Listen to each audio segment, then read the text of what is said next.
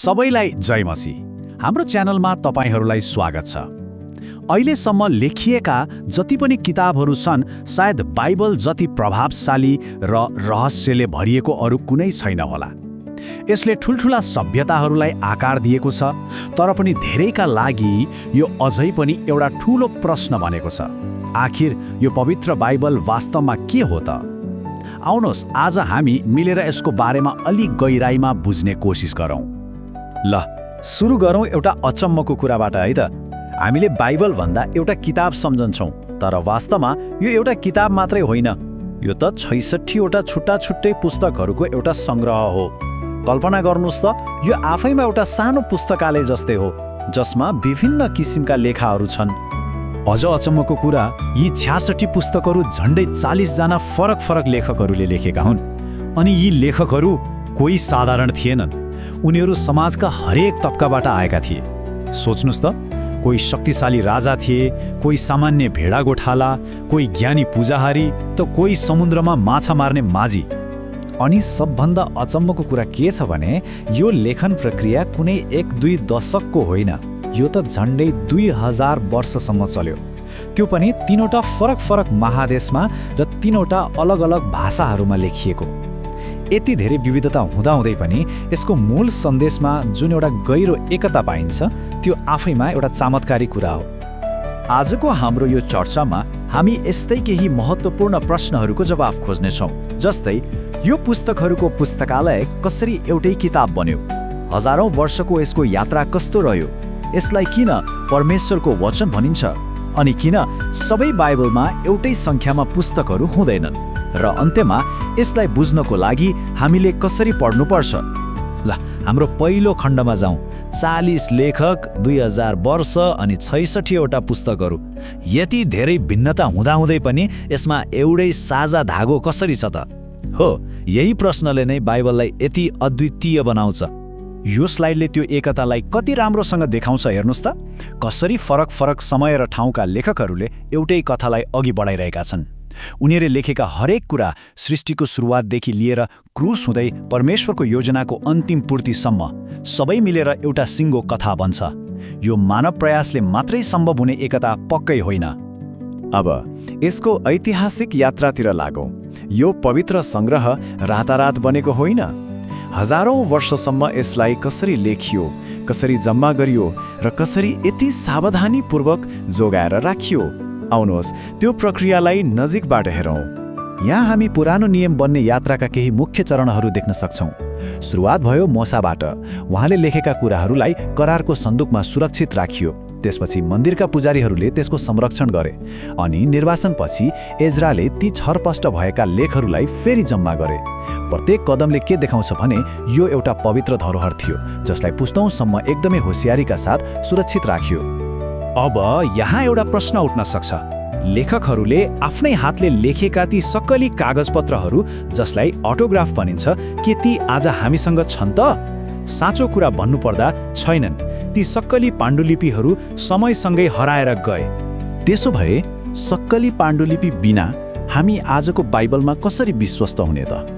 ल एउटा उदाहरण सोचौँ। मानिलिउँ संसारको सक्कली 1 मिटर नाप्ने डन्डी हरायो, तर हामीसँग त्यसका हजारौं दुरुस्तै प्रतिलिपिहरू छन्। के हामी ती सबैलाई मिलाएर सक्कली नाप फेरि बनाउन सक्दैनौँ र? अवश्य सक्छौँ। बाइबलको हकमा पनि त्यस्तै हो।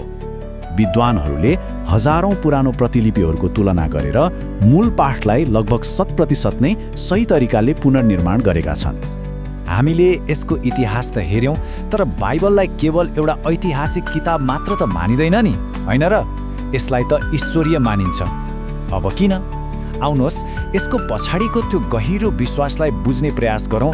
आखिर बाइबल किन परमेश्वरको वचन हो? बाइबलको यो जुन ईश्वरीय स्वभाव छ नि, त्यसको केन्द्रमा छ प्रेरणा भन्ने शब्द। 2 तिमोथी 3:16 एउटा ग्रीक शब्द प्रयोग भएको छ, थियोपन्युस्टोस। यसको एकदमै सुन्दर अर्थ छ परमेश्वरद्वारा सास फेरिएको। यसले के सङ्केत गर्छ भने धर्मशास्त्र मानिसको दिमागको उपज मात्र होइन, यो त परमेश्वरको सृजनात्मक सासबाट निस्केको हो। यो भनाइले एउटा गजबको कुरालाई प्रष्ट पार्छ, जसलाई दोहोरो लेखकत्व भनिन्छ। मतलब बाइबल लेख्ने काम परमेश्वर र मानिसको सहकार्यमा भयो। परमेश्वर मुख्य लेखक हुनुहुन्छ, जसले पवित्र आत्मा मार्फत आफ्नो सन्देश दिनुभयो।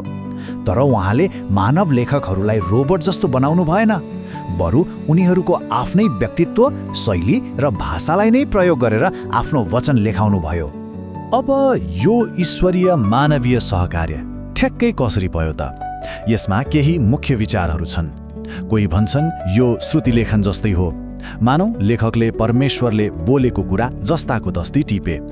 अर्को छ गतिशील सिद्धान्त, जसमा परमेश्वरले मुख्य विचार दिनुभयो र लेखकले त्यसलाई आफ्नो शैलीमा व्यक्त गरे।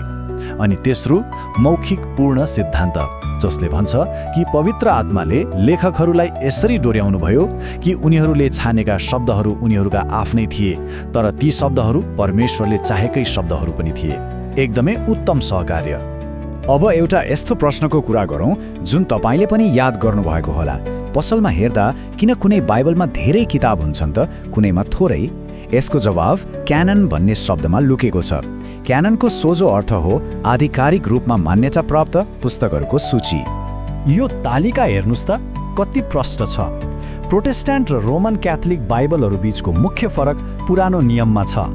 नयाँ नियममा दुवैमा 27 वटा पुस्तक छन्, तर क्याथोलिक पुरानो नियममा 7 वटा थप पुस्तकहरू छन्, जसले गर्दा जम्मा पुस्तक 73 वटा पुग्छ। क्याथोलिक बाइबलमा भएका यी थप पुस्तकहरूलाई ड्युटेरोक्यानोनिकल भनिन्छ। ती हुन् तोबेत, युदेत, पहिलो र दोस्रो मक्काबी, सोलोमनको ज्ञान, सिराक र बारुक। यो फरक चाहिँ पुरानो यहुदी परम्परामा कुन कुन पुस्तकलाई आधिकारिक मान्ने भन्ने बारे भएको ऐतिहासिक बहसबाट आएको हो, जुन पछि क्रिस्चियन परम्परामा पनि सर्यो। ल, अब हाम्रो अन्तिम खण्डमा आइपुगेका छौँ।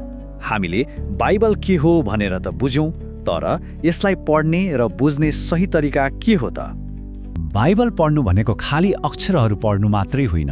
यो कुरा याद राख्नुपर्छ कि यसका लेखक दुई छन्, परमेश्वर र मानिस। त्यसैले हामीले मानव लेखकको संसार, उसको भाषा र उसको समयलाई बुझ्नुपर्छ, अनि मात्र परमेश्वरले त्यसमार्फत वास्तवमा के भन्न खोज्नु भएको हो भनेर बुझ्न सक्छौँ। यही कारणले 2 पत्रुस 1:20ले भन्छ कि यसको व्याख्या व्यक्तिगत सोचाइको विषय होइन। डेभर बम भन्ने एउटा महत्त्वपूर्ण कागजातले हामीलाई 3 वटा सरल नियम दिन्छ। पहिलो, जिक्स पजलको एउटा टुक्रालाई मात्र होइन, पुरै तस्विरलाई हेर्नुहोस्। बाइबलको एउटा पदलाई पुरै बाइबलको सन्देशसँग मिलाएर हेर्नुपर्छ। दोस्रो, हामी एक्लै पढिरहेका छैनौँ। शताब्दीौँदेखि विश्वासको समुदायले यसलाई कसरी बुझेको छ त्यसबाट पनि सिकौँ। र तेस्रो, हामीले निकालेको अर्थ विश्वासका अन्य आधारभूत सत्यताहरूसँग बाजिनु हुँदैन।